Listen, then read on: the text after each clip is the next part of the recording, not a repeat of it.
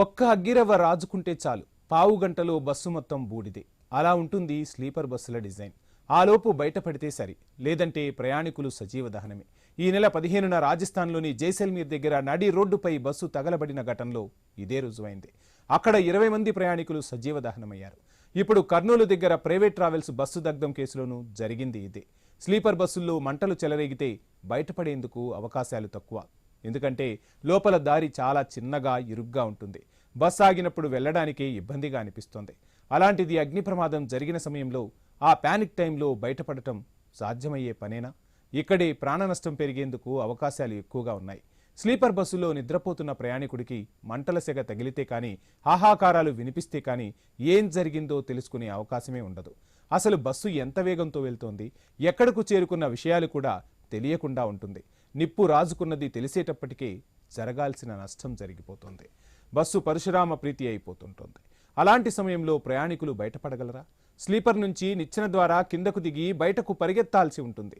అప్పటికే మంటలు చుట్టుముట్టి ఉంటాయి. మెయిన్ డోర్ లాక్ అయిపోతే పరిస్థితి ఏంటి? ఆ వేడికి ఐరన్ డోర్ను కనీసం ముట్టుకునే అవకాశమైనా ఉంటుందా? కనీసం మంటలు రాజుకున్నాయనే విషయం అనౌన్స్ చేసే అలారం వ్యవస్థ కూడా మన బస్సుల్లో లేదంటే ఏ స్థితిలో ఉన్నాం మనం? బస్సుల్లో అగ్నిమాపక వ్యవస్థ శూన్యం. ఫైర్ ఎగ్జిస్టింగర్లు వెతికినా ఎక్కడా కనుచూపులో దొరకవు. ఎక్కడో ఏమూలనో ఒక సిలిండర్ ఉంటుంది.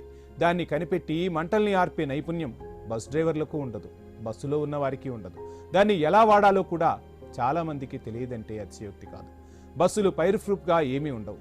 కాస్త నిప్పు రాజుకుంటే చాలు బగ్గున మండిపోతాయి. అదే రన్నింగ్లో మంటలు చెలరేగితే ఆ బస్సు స్పీడుకు అగ్నికి ఆజ్యంలా వాయువు మారుతుంది.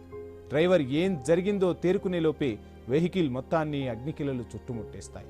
ఆ పొగకు మంటలకు ప్రయాణికులు ఉక్కిరిబిక్కిరై ప్రాణాలు విడుస్తున్నారు. పడుకున్న చోటే శవాలై తేలుతున్నారు. కేవలం బస్సు అద్దాలు బద్దలు కొట్టుకుని కిందకు దూకేయడం తప్ప వేరే మార్గం ఉండదు. పైగా ఎంతో ఎత్తులో ఉన్న స్లీపర్ పొజిషన్ నుంచి కిందకు దూకడం కూడా సాధ్యమయ్యే పని కాదు. దాదాపు 10 అడుగులపై నుంచి దూకాల్సి ఉంటుంది. ఒకరిద్దరు చావు భయంతో కిందకు దూకగలుగుతారు, కానీ అందరికీ సాధ్యమయ్యే పని కూడా కాదు. అసలు ఆ ఆలోచన ఎంతమందికి వస్తుంది? ఆ సమయంలో అందరూ డోరు వైపు పరుగు తీస్తారు. అక్కడే మంటలు వస్తే, ఆ డోరు లాకై ఉంటే, డోరు తీసే పరిస్థితే లేకపోతే నిమిషాల్లోనే బస్సులు అగ్నికి ఆహుతై నిండు ప్రాణాలు గాల్లో కలిసిపోతున్న పరిస్థితి. 1 కాదు, 2 కాదు, 10ల సంఖ్యలో ప్రైవేట్ ట్రావెల్స్ బస్సులు ప్రమాదాలకు గురవుతూనే ఉన్నాయి. ఆ టైంలో ప్రభుత్వాలు, అధికార యంత్రాంగం 4 కన్నీటి చుక్కలు కార్చడం తప్ప చేస్తున్నది ఏమీ లేదనే విమర్శలు సర్వత్రా వినిపిస్తున్నాయి.